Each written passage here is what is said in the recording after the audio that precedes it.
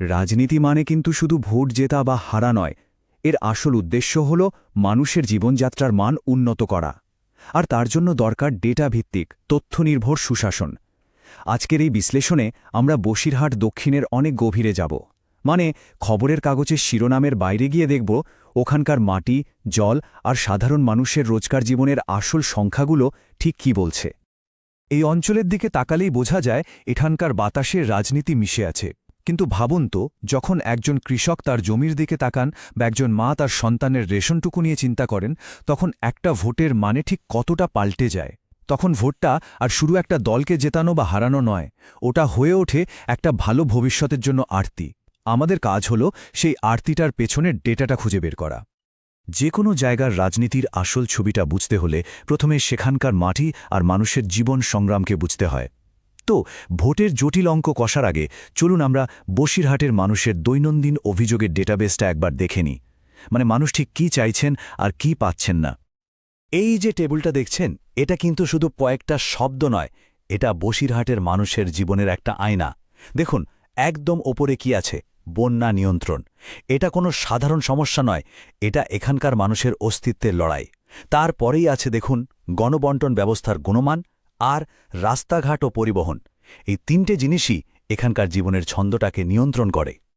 ইছামতি নদী একদিকে যেমন জীবন দেয়, অন্যদিকে সেটাই আবার অভিশাপ। প্রতি বছর বর্ষায় নদীর বাঁধ ভাঙে, আর অভিযোগটা শুধু প্রকৃতির বিরুদ্ধে নয়, অভিযোগটা সিস্টেমের দিকে।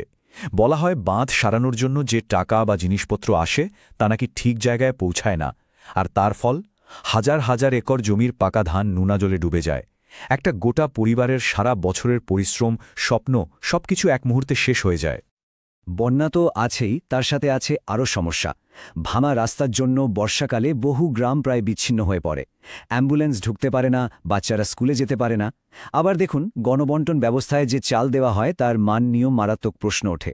যখন একজন নাগরিককে তার অধিকারের খাবারটা ফিরিয়ে দিতে হয়, তখন প্রশ্নটা আর শুধু নীতির ব্যর্থতার থাকে না, প্রশ্নটা গিয়ে দাঁড়ায় মানুষের সম্মানের। আমাদের সংবিধান প্রত্যেক নাগরিককে মর্যাদার সাথে বাঁচার অধিকার দেয়, আর সেই মর্যাদা রক্ষা করাটাই তো আসল কাজ। এখন প্রশ্ন হল, মানুষের মনে জমে থাকা এই যে এত ক্ষোভ, এত যন্ত্রণা, ভোটের বাক্সে এর প্রতিফলনটা ঠিক কীরকম হয়। চলুন এবার আমরা নির্বাচনী সংখ্যাগুলোর দিকে তাকাই, যা এই অঞ্চলের রাজনৈতিক সমীকরণকে আরও জটিল করে তুলেছে।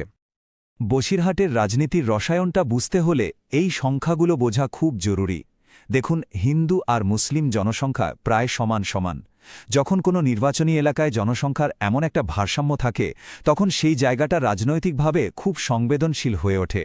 বিভাজনের রাজনীতি খুব সহজে এখানে শিকড় গাড়তে পারে, আর প্রত্যেকটা ভোট খুব গুরুত্বপূর্ণ হয়ে যায়। এই বার চার্টটা দেখুন, এটা শুধু দুটো নির্বাচনের তুলনা নয়, এটা একটা রাজনৈতিক ট্রেন্ডের দিকে ইঙ্গিত করছে। 2016 থেকে 2021 এই 5 বছরে বিজেপির ভোট শেয়ার প্রায় 9%-এরও বেশি বেড়েছে। যদিও তৃণমূল কংগ্রেস তাদের আসনটা ধরে রেখেছে, কিন্তু জয়ের ব্যবধান যে কমে আসছে তা পরিষ্কার। আর এটা একটা স্পষ্ট সংকেত যে লড়াইটা ভবিষ্যতে আরও কঠিন হতে চলেছে। প্রায় 85% ভোটদান, ভাবা যায়। এই সংখ্যাটা কিন্তু মোটেও উপেক্ষা করার মতো নয়। এর মানে হল বসিরহাটের মানুষ চুপ করে বসে নেই। তারা তাদের গণতান্ত্রিক অধিকার নিয়ে খুব সচেতন, এবং তারা সক্রিয়ভাবে একটা পরিবর্তন আনার চেষ্টা করছেন। এই বিপুল ভোটদান এটাই প্রমাণ করে যে মানুষের প্রত্যাশা অনেক বেশি, এবং তারা তাদের নেতাদের কাছ থেকে জবাবদিহি চান। এই লড়াইয়ের দুই প্রধান মুখে একটু বোঝা দরকার। একদিকে আছেন শাসক দলের বিধায়ক ড সপ্তর্ষি ব্যানার্জি। পেশায় একজন চিকিৎসক, তার একটা স্বচ্ছ ভাবমূর্তি আছে, আর রাজ্য সরকারের প্রকল্পগুলো তার সবচেয়ে বড় শক্তি। কিন্তু তার বিরুদ্ধে স্থানীয় স্তরের দুর্নীতি আর প্রতিষ্ঠান বিরোধী হাওয়া একটা বড় চাপ। অন্যদিকে বিজেপির তারকনাথ ঘোষ, একজন স্থানীয় নেতা যার কেন্দ্রীয় নেতৃত্বের সঙ্গে ভালো যোগাযোগ রয়েছে, কিন্তু সংখ্যালঘু সম্প্রদায়ের আস্থা অর্জন করা আর প্রশাসনিক অভিজ্ঞতার অভাব তার জন্য একটা বড় বাধা। আচ্ছা, এই যে মানুষের অভিযোগ আর ভোটের ডাটা, দুটোকে যখন আমরা পাশাপাশি রাখি, তখন একটা খুব স্পষ্ট ছবি বেরিয়ে আসে। আর সেই ছবিটার নাম হলো গভীর অবিশ্বাস। আর এই অবিশ্বাসটা কিন্তু শুধু কোনো একজন নেতা বা একটা দলের বিরুদ্ধে নয়, এটা আসলে সিস্টেমের গভীরে থাকা কিছু ব্যর্থতার ফল। মানুষের ক্ষোভের আসল কারণগুলো কি কি? এই স্লাইডটা দেখুন, সব স্পষ্ট হয়ে যাবে। কাটমানি বা কমিশনখড়ি একটা প্রাতিষ্ঠানিক ক্যান্সারের মতো ছড়িয়ে পড়েছে। শিক্ষক নিয়োগ দুর্নীতি রাজ্যের শিক্ষিত তরুণদের ভবিষ্যৎ নিয়ে একটা বিরাট প্রশ্ন তুলে দিয়েছে। ভোটের পর রাজনৈতিক হিংসা সাধারণ মানুষের মনে একটা ভয়ের পরিবেশ তৈরি করেছে আর এই সব কিছুর ওপরে আছে চাকরি আর স্থানীয় শিল্পের অভাব যা তরুণ প্রজন্মকে হতাশায় ডুবিয়ে দিচ্ছে। পরিস্থিতিটা যে কতটা গুরুতর তা এই একটা ঘটনা থেকেই বোঝা যায়। যখন কোনো সরকারি প্রকল্পের সুবিধা পেতে গরিব মানুষকেও কমিশন দিতে হয়, তখন বুঝতে হবে যে সমস্যাটা কতটা গভীরে পৌঁছেছে। রাজ্যের মুখ্যমন্ত্রী যখন নিজে প্রকাশ্য মঞ্চ থেকে এই কথা বলেন, তখন এটা প্রমাণ হয়ে যায় যে সমস্যাটা একেবারে সর্বোচ্চ স্তর পর্যন্ত স্বীকৃত, কিন্তু তার সমাধান এখনও মানুষের কাছে পৌঁছায়নি। শুধু সমস্যা খুঁজে বের করলেই তো হবে না, ডেটাভিত্তিক বিশ্লেষণের আসল উদ্দেশ্য হল সমাধানের একটা রাস্তা দেখানো। বসিরহাটের মানুষের অভিযোগের ডেটা থেকেই কিন্তু একটা কার্যকরী সুশাসনের নীলনকশা বা ব্লুপ্রিন্ট তৈরি করা সম্ভব। চলুন এবার দেখা যাক সেই সমাধানগুলো ঠিক কি হতে পারে। প্রথম এবং সবচেয়ে জরুরি প্রকল্প হল বন্যা নিয়ন্ত্রণ, যেটা মানুষের সবচেয়ে বড় অভিযোগ। ঠিক সেখানেই সমাধানটা শুরু করতে হবে। ইছামতির বাঁধকে কংক্রিট দিয়ে স্থায়ীভাবে মজবুত করতে হবে। এটা শুধু একটা কনস্ট্রাকশনের কাজ নয়, এটা আসলে মানুষের জীবন আর জীবিকার উপর একটা সরাসরি বিনিয়োগ। এই প্রকল্পের জন্য আনুমানিক খরচ ২৫০ কোটি টাকা। সংখ্যাটা শুনতে বড় লাগতে পারে, কিন্তু এর বিনিময়ে যা পাওয়া যাবে তার মূল্য অনেক অনেক বেশি। এই টাকাটা আসলে কৃষকের ফসল, গ্রামের নিরাপত্তা আর এই গোটা অঞ্চলের ভবিষ্যতের জন্য একটা ইন্স্যুরেন্স। তো এই বিনিয়োগের রিটার্ন কি, মানে মানুষ হাতে নাতে কি পাবে?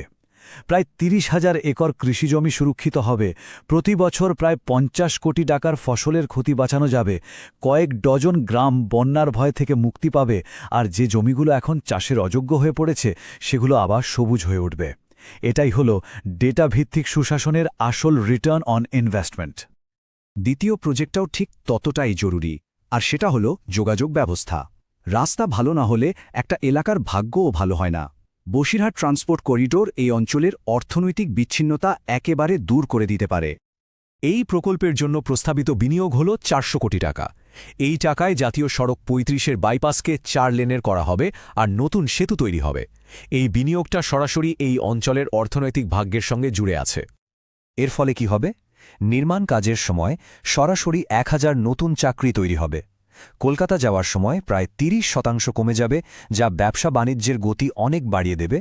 বাংলাদেশের সঙ্গে সীমান্ত বাণিজ্যের সম্ভাবনা বহুগুণ বেড়ে যাবে, আর দীর্ঘমেয়াদে এই অঞ্চলে লজিস্টিক্স আর ওয়্যারহাউজিংয়ের মতো নতুন শিল্পও গড়ে উঠবে। এই ধরনের প্রকল্পে মানুষের ব্যক্তিগত তথ্য ব্যবহার করার সময় ভারতের ডেটা সুরক্ষা আইন অনুযায়ী তাদের গোপনীয়তা এবং সম্মতির খেয়াল রাখাও সমান গুরুত্বপূর্ণ। তো এই পুরো আলোচনাটা থেকে আমরা কি বুঝলাম? একটা বিষয় খুব পরিষ্কার, সত্যিকারের জনমত বা ম্যান্ডেট লুকিয়ে থাকে মানুষের প্রয়োজনকে শোনা এবং বোঝার মধ্যে। রাজনীতি তখনই অর্থবহ হয়ে ওঠে যখন তা মানুষের জীবনের ডেটা থেকে শিক্ষা নেয় এবং সেই অনুযায়ী কাজ করে। তাহলে শেষ প্রশ্নটা এটাই, যখন মানুষের কষ্ট আর প্রয়োজনের ডেটা এত স্পষ্টভাবে উন্নয়নের রাস্তা দেখিয়ে দিচ্ছে, তখন সত্যিকারের নেতৃত্বের আসল দায়িত্বটা কি? শুধু নির্বাচনে জেতা, নাকি সেই ডেটাকে কাজে লাগিয়ে মানুষের জীবনের মানকে উন্নত করা? If you want to become a people-centric leader and uplift your constituency, get in touch with blueprintstrategies.ai at mgr@blueprintstrategies.ai or call 080-420-41602. Purpose: beyond politics.